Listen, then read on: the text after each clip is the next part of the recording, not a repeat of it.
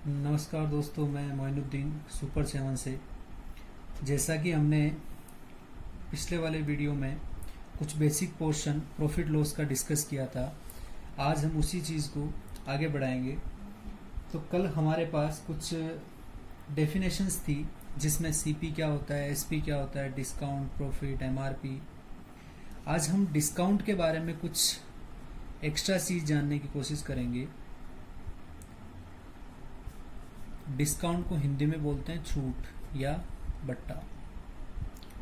छूट या बट्टा जो कि हमेशा अंकित मूल्य के ऊपर दिया जाता है। अब ये छूट कितने प्रकार की होती है, किस तरीके की होती है, वो चीज़ डिस्कस करते हैं। डिस्काउंट दो प्रकार का होता है। एक हम बोलते हैं सक्सेसिव डिस्काउंट, जिसको हिंदी में बोलते हैं क्रमिक छूट। और दूसरे टाइप का जो डिस्काउंट होता है उसको हम बोलते हैं डायरेक्ट डिस्काउंट, जिसको हम हिंदी में बोलते हैं एकल छूट।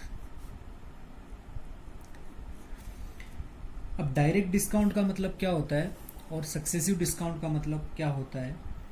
देखो, सपोज करो 10% और 10% के दो डिस्काउंट दिए गए, और यहाँ पर भी 10% के दो डिस्काउंट दिए गए। अब मैंने कह दिया कि एक डायरेक्ट डिस्काउंट है और एक सक्सेसिव डिस्काउंट है, मतलब एक एकल छूट दे रहा है और एक में क्रमिक छूट दे रहा है। तो क्या फर्क होगा दोनों में। तो सपोज करो अपने पास जो अपना अमाउंट है 100 रुपये, ठीक, ये अपना एमआरपी मान लिया, एमआरपी बोल सकते हैं। या फिर जो सेलर 100 रुपये डिमांड कर रहा है किसी भी चीज़ के लिए, तो वो एक तरीके से एसपी डिमांड कर रहा है अपने किसी भी प्रोडक्ट के लिए। तो 100 रुपीज़ अपना हो गया एमआरपी किसी प्रोडक्ट का। तो सपोज पहला डिस्काउंट इस पे मैंने 10% का डिस्काउंट लिया, तो वो 10% का डिस्काउंट कितने रुपए होगा, मतलब 10 रुपये का मैंने डिस्काउंट मांगा। तो बेसिक अमाउंट बचा कितना, 90 रुपये। डिस्काउंट के बाद अमाउंट बचा 90 रुपये। यदि मैंने फिर से 10% डायरेक्ट छूट मांगी है और 10% सक्सेसिव छूट मांगी है, तो इन दोनों में फर्क क्या होगा। देखो, यहां पर भी मान लो एमआरपी अपने पास 100 रुपये, इसके ऊपर जब हम 10% की छूट देंगे तो ये अमाउंट जाके निकलेगा 90 रुपये। अब एक और डिस्काउंट देना है, एक बार में वो एक डायरेक्ट डिस्काउंट है और दूसरी बार में मैं कह दूं कि वो एक सक्सेसिव डिस्काउंट है, तो दोनों में फर्क क्या होगा। जब कभी भी डायरेक्ट डिस्काउंट की बात की जाएगी तो डायरेक्ट डिस्काउंट का मतलब होता है कि जो मेरा पहले एमआरपी था उसी पे ये दूसरे वाला जो 10% है वो उसी एमआरपी पे लगेगा। तो इसका मतलब अब भी मुझे 10 रुपए की छूट मिलेगी। इसका मतलब नेट जो मुझे छूट मिली है वो कितने रुपए की हुई, 20 रुपए की। इसका मतलब उस सेलर के लिए यदि वो एसपी काउंट करना चाहे तो उसके लिए एसपी कितना हुआ, 80 रुपए। और इसके केस में जब मैं 10% फिर से डिस्काउंट की मांग करूंगा तो अब वो 10% का डिस्काउंट जो है वो एमआरपी के ऊपर नहीं दिया जाएगा, वो जो डिस्काउंट पहले वाले डिस्काउंट के बाद जो अमाउंट आया उसके ऊपर डिस्काउंट होगा। मतलब 90 × 10/100, तो 9 रुपए का अपने पास डिस्काउंट आ गया। तो नेट एसपी जो लास्ट में निकल के बचा है अपने पास वो कितना है, 81 रुपीज। और इसके केस में कितना है, 80 रुपीज। तो एक चीज हमेशा ध्यान रखनी है कि डायरेक्ट डिस्काउंट के अंदर हम हमेशा जो भी डिस्काउंट, जितनी भी बार डिस्काउंट दिया जा रहा है वो हमेशा किस पे होगा, एमआरपी के ऊपर होगा। जबकि सक्सेसिव डिस्काउंट के अंदर हमेशा जो भी डिस्काउंट दिया जाएगा वो किसी भी डिस्काउंट के बाद जो अमाउंट बचा है उसके ऊपर वो डिस्काउंट होगा। तो ये फर्क होता है बेसिक कि डायरेक्ट और सक्सेसिव डिस्काउंट क्या होते हैं, मतलब एकल छूट और क्रमिक छूट में क्या फर्क है। एकल छूट हमेशा एमआरपी के ऊपर दी जाती है, जबकि जो सक्सेसिव छूट है वो बचा हुआ जो अमाउंट है उसी के ऊपर छूट लगाई जाती है। अब जैसा कि हमने कल डिस्कस किया था कि हम इस पूरे चैप्टर को 6 से 7 कॉन्सेप्ट के अंदर डील करेंगे, तो उसमें जो पहला कॉन्सेप्ट है उस पहले कॉन्सेप्ट के लिए पहला जो क्वेश्चन है मेरा, वो क्वेश्चन ये है कि ये कॉन्सेप्ट नंबर पहला डिस्कस हो रहा है। इसमें पहला क्वेश्चन है कि एक वस्तु के क्रय मूल्य तथा विक्रय मूल्य 8 अनुपात 9 के अनुपात में, तो लाभ प्रतिशत क्या होगा? The ratio of cost price and selling price of an article is 8:9। The profit percentage. तो ध्यान देना, मतलब क्या हुआ है कि सीपी और एसपी इन दोनों का परसेंटेज कितना है? 8 और 9। देखो, हम थोड़ी देर के लिए मान लेते हैं कि ये अपने पास एक्चुअल अमाउंट है, या ये कह देते हैं कि ये यूनिट है। तो इन दोनों में फर्क कितने का है? 1 यूनिट का। 1 यूनिट बोल दो या 1 रुपये बोल दो, कुछ भी बोल सकते हैं।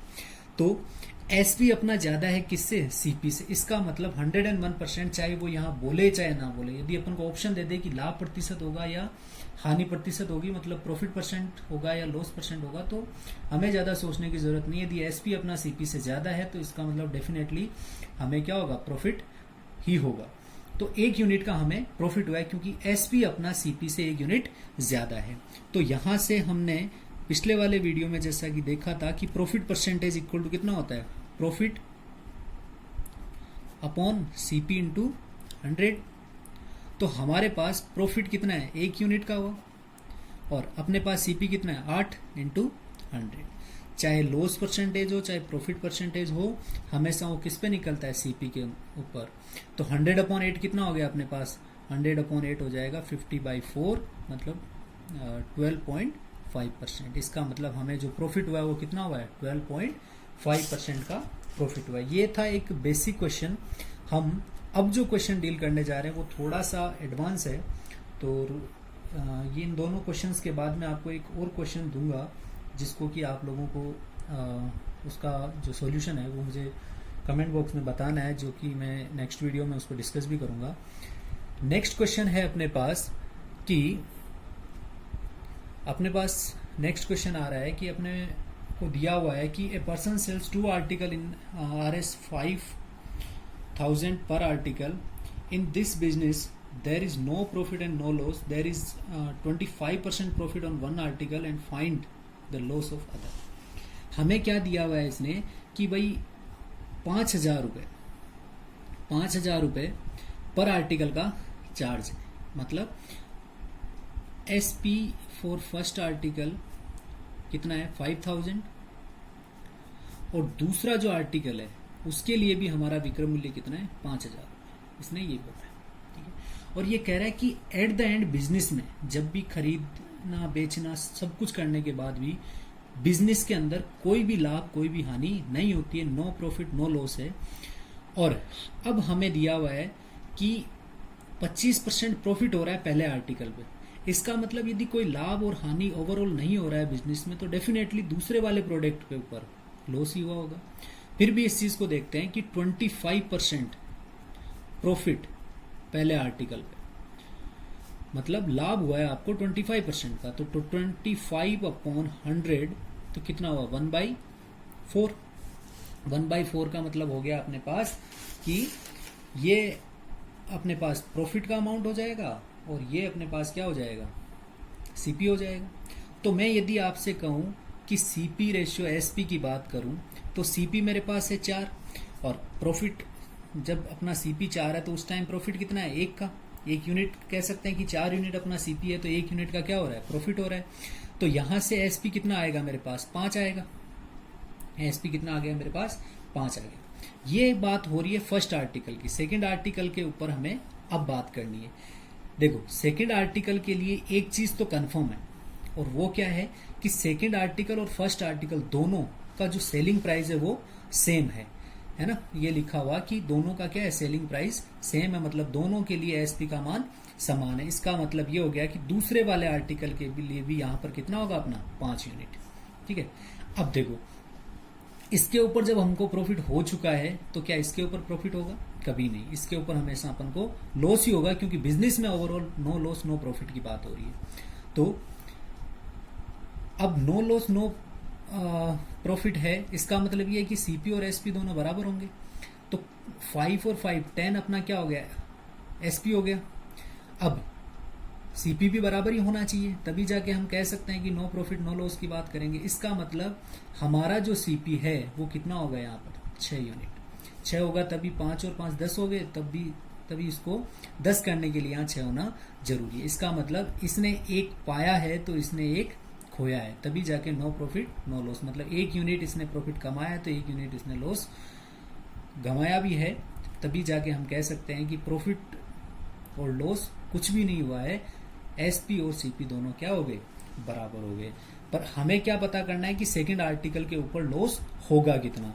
अब देखो सेकंड आर्टिकल में 1 यूनिट इसने गंवाया है, ठीक है, अब 1 यूनिट का लॉस हो गया, सीपी सेकंड आर्टिकल के लिए 6 है, तो मैं यदि लॉस परसेंटेज की बात करूं आपसे, तो लॉस परसेंटेज इक्वल टू कितना होता है भाई, loss upon CP into 100। Loss कितना है आपके पास, 1 यूनिट, सीपी कितना है 6 इंटू 100, तो 100/6, ये जो अपने पास निकल के आएगा वो आएगा 16 2/3%। ये अपने पास क्या आया, लॉस आया। इसका मतलब यदि हमें पहले आर्टिकल के ऊपर 25% का प्रॉफिट हो रहा है, तो दूसरे पे हमें जब इतने परसेंट का लॉस होगा तभी हम कह सकते हैं कि हमारे पास वो कंडीशन आएगी कि नो लॉस नो प्रॉफिट। देखो हम जब कभी भी हमें ऐसे तरीके के क्वेश्चंस की डील करनी है तो हमें एक चीज़ ध्यान रखनी है कि हम हमेशा यूनिट्स के अंदर बात करेंगे, क्योंकि यदि एक्चुअल अमाउंट एक्चुअल चीज़ लेके चलेंगे तो बहुत लेंदी क्वेश्चन जाएगा। तो हमेशा आप इन यूनिट्स के बारे में ही डील करो, इन यूनिट्स के बारे में सीख लो। तो यहाँ से ये चीज़ समझ में आई। अब कॉन्सेप्ट 1 से रिलेटेड मैं आपको एक क्वेश्चन दे रहा हूँ जिसको आपको सोल्व करके कल कमेंट बॉक्स में आपको बताना है। तो कल के वीडियो में मैं इसको डिस्कस करूँगा। तो ये रहा आपके लिए इसी कॉन्सेप्ट से रिलेटेड एक क्वेश्चन कि a person purchased 2 mobile phone at same price. एक व्यक्ति 2 मोबाइल फ़ोन एक ही रेट में खरीदता है। He sell first at 20% profit, पहला जो है ये 20% प्रॉफिट में बेचता है, and second at 5200 more than first, मतलब दूसरा जो फ़ोन सेल करता है वो 5200 रुपये पहले वाले फ़ोन से अधिक में सेल करता है। If the net profit is 40%, यदि उसको बिजनेस में कुल प्रॉफिट 40% का हो रहा है तो आपको कॉस्ट प्राइस पता करनी है मोबाइल की, है ना। और मोबाइल की कॉस्ट प्राइस तो दोनों मोबाइल के लिए क्या होगी, सेम ही होगी, क्योंकि दोनों के लिए मैंने बोल दिया है कि सेम क्या है, उसका प्राइस है। तो 20% पहले पे प्रॉफिट हो रहा है और दूसरे पे हमें क्या हो रहा है वो आपको पता करना है, और नेट प्रॉफिट अपने पास कितना है, 5200 रुपये। तो ये था आज का एक पहला कॉन्सेप्ट। तो कल हम इस क्वेश्चन को डील करने के बाद कल कॉन्सेप्ट नंबर 2 और कॉन्सेप्ट नंबर 3 की बात करेंगे। यदि आप लोगों को और क्वेश्चंस की डिमांड है तो आप कमेंट बॉक्स में डाल सकते हैं कमेंट की, और भी यदि प्रैक्टिस क्वेश्चंस चाहिए आपको तो मैं आपके लिए एक PDF अपलोड भी कर दूंगा जिसके आप अच्छे से प्रैक्टिस कर पाओगे। और कोई भी आपको क्वायरी चाहिए, क्वायरी हो, आपको कोई भी डाउट हो तो आप कमेंट बॉक्स में डालें।